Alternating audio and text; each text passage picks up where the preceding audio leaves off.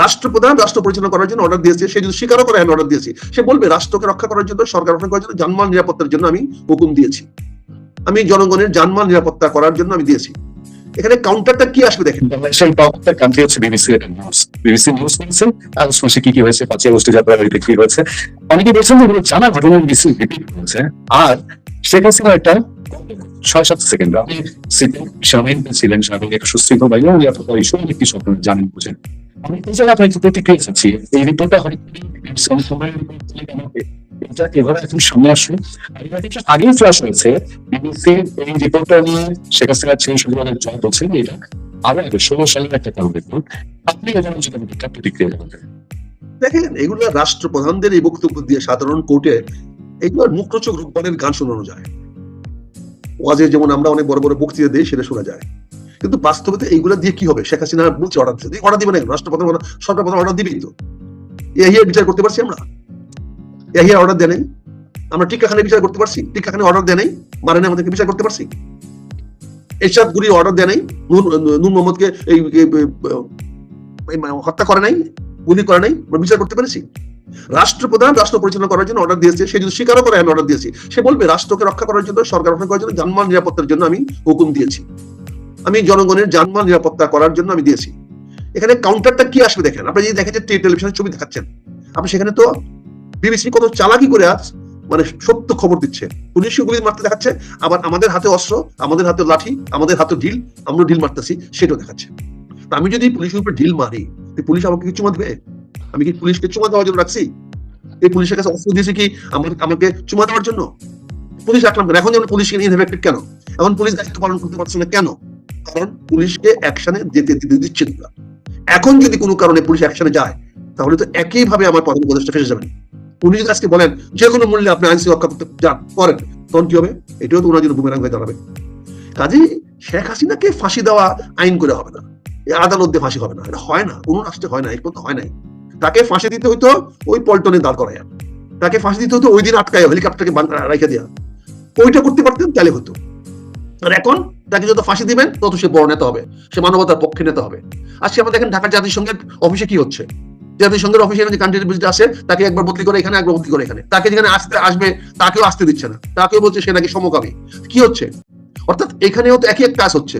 তারপরে মার্কিন যুক্তরাষ্ট্র বাইডেন প্রশাসন যে টাকাগুলো দিয়েছিল ইউএসএইড এর মাধ্যমে, সে টাকাগুলো তো অডিট হবে, ওই ইউএসএইড অডিট করতে হবে, সেটা ওরা কাকে দিয়েছে, আমি কত পেয়েছি, আপনি কত পেয়েছেন, কে কত পেয়েছে, তাদের কি কাজ করেছি, তাহলে তো অডিট আসবে, অডিট রিপোর্ট তো করতে হবে, কারণ মার্কিন যুক্তরাষ্ট্রের টাকা, সরকারের টাকা, জনগণের টাকা, তাহলে অডিট রিপোর্ট আসবে, সে অডিট বেরিয়ে আসবে না। কাজে এখানে আপনি শেখ হাসিনা কি অর্ডার দিল, এটা রূপবানের কাহিনী শুনতে খুব ভালো লাগে। 12 দিনের ছেলের সঙ্গে 12 বছরের মেয়ের বিয়ে, এটা শুনতে খুব ভালো লাগে, বাস্তবতা না, বাস্তবতা নেই। এখানে যদি নিজে আইসা শেখ হাসিনা কোর্টের দ্বারাও বলে হ্যাঁ আমি অর্ডার দিয়েছি দেশের জনগণের স্বার্থে, জন্ম রক্ষা করার জন্য এবং মানুষের নিরাপত্তার জন্য, তারপর বিচারক কি করবে? সে যদি কনফেশনও করে হ্যাঁ আমি দিয়েছি অর্ডার, কি করবে? একটা রাষ্ট্র সরকার প্রধানের দায়িত্ব কি? সে দেশ রক্ষা করা। দেশ ভাঙছে না, পুরাপুরি হয়েছে না, আগুন হয়েছে না, আমার রেলওয়ে স্টেশন পুরা হয়েছে না, আমার বিটিআরসি ভবন পুরা হয়েছে না, গাড়ি ঘোড়া পুরা হয়েছে না, ভাঙচুর হয়েছে না, তাহলে উনি যদি আইসা বলে এইটার বিপরীতে আমি কি করবো? শেখ হাসিনা যদি আইসা নিজ কোর্টের দাঁড়াইয়া বলে, বিচারকরা কিছু করতে পারবে না। হ্যাঁ, শেখ হাসিনার বিচার কি হবে? বাংলাদেশে আসলে মব জাস্টিস হবে। শেখ হাসিনা কোর্টে যেতে পারবে না, তার আগেই তার মাংসের টুকরা টুকরা মানুষ নিয়ে চলে যাবে। এইটি হলো, এই জন্য শেখ হাসিনা আদালতে আসতে পারবে না। এটার জন্য শেখ হাসিনাকে ভারত আজীবন প্রতিষ্ঠান দেবে, কারণ এই নিরাপত্তা কেউ দিতে পারবে না যে কোর্টে তাকে নিয়ে আসতে পারবে। আর শেখ হাসিনা কোর্টে আসলে তার কোনো বিচার করতে পারবেন না। সরকার প্রধান অস্ত্র কিনেছেন, অস্ত্র দিয়েছেন, কেনা হচ্ছে কেন? আর্মি রাখছেন, পুলিশ রাখছেন, কেন রাখছেন? আইন রক্ষা করার জন্য। সে পরিষ্কার কোর্টে দাঁড়ায় বলবে হ্যাঁ আমি অর্ডার দিয়েছি। কোন আইনে, কোন ধারাতে সেটা অপরাধ? দেখেন না এগুলা, এগুলো বললে আপনার শেখ হাসিনার কথা বলছি। শেখ হাসিনা আদালতে আনতে পারবেন না, কাজে শেখ হাসিনা আদালতে নিতে হইলে ওই মব জাস্টিস তার বিচার করে ফেলবে।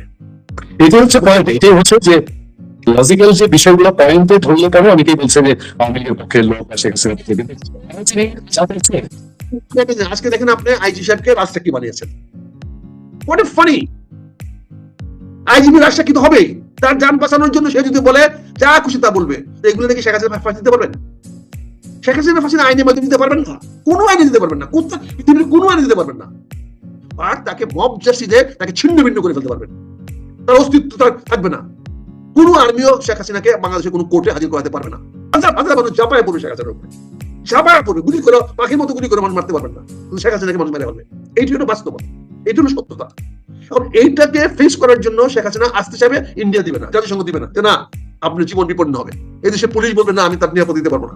এই দেশের পুলিশই বলবে, বর্তমান পুলিশ আইজি বলবে যে আমি ওনাকে আদালতে নিরাপত্তা দিতে পারবো না।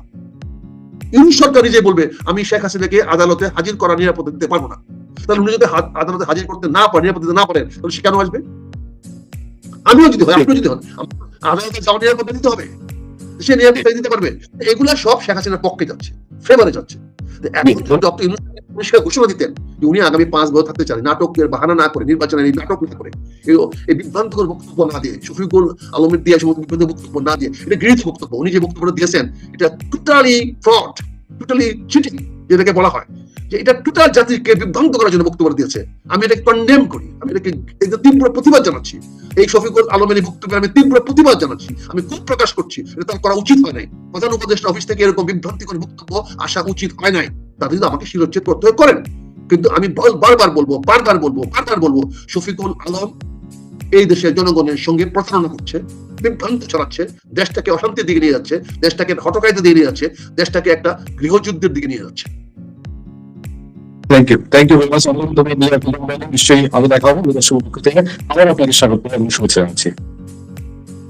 ধন্যবাদ আপনাকে, ধন্যবাদ আপনার মাধ্যমে নগর দর্শকদেরকে।